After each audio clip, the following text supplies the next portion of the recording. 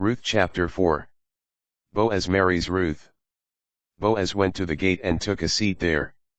Along came the other redeemer of whom he had spoken. Boaz called to him by name, "Come, sit here." And he did so. Then Boaz picked out 10 of the elders of the town and asked them to sit nearby.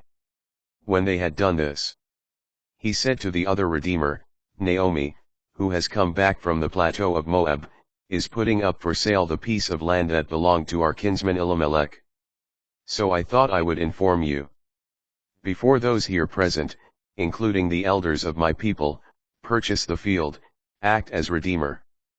But if you do not want to do it, tell me so, that I may know, for no one has a right of redemption prior to yours, and mine is next." He answered, "I will act as redeemer." Boaz continued, "When you acquire the field from Naomi, you also acquire responsibility for Ruth the Moabite, the widow of the late heir, to raise up a family for the deceased on his estate." The redeemer replied, "I cannot exercise my right of redemption, for that would endanger my own estate. You do it in my place, for I cannot." Now it used to be the custom in Israel that, to make binding a contract of redemption or exchange, one party would take off a sandal and give it to the other. This was the form of attestation in Israel.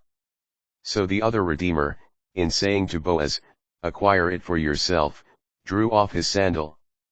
Boaz then said to the elders and to all the people, "You are witnesses today that I have acquired from Naomi all the holdings of Elimelech, Chilion, and Mahlon.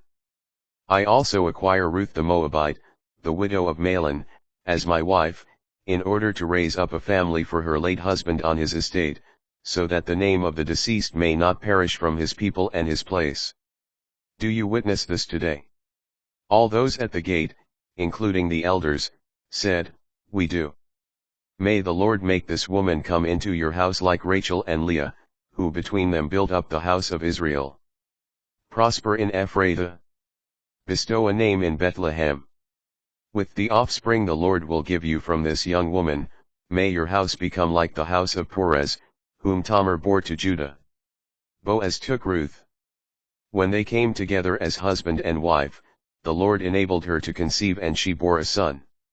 Then the women said to Naomi, "Blessed is the Lord who has not failed to provide you today with a redeemer. May he become famous in Israel. He will restore your life and be the support of your old age, for his mother is the daughter-in-law who loves you. She is worth more to you than 7 sons." Naomi took the boy, cradled him against her breast, and cared for him.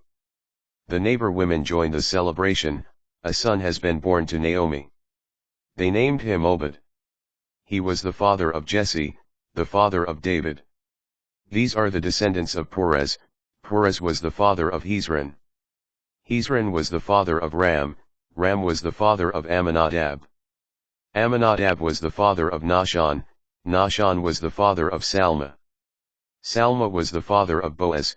Boaz was the father of Obed. Obed was the father of Jesse, and Jesse became the father of David.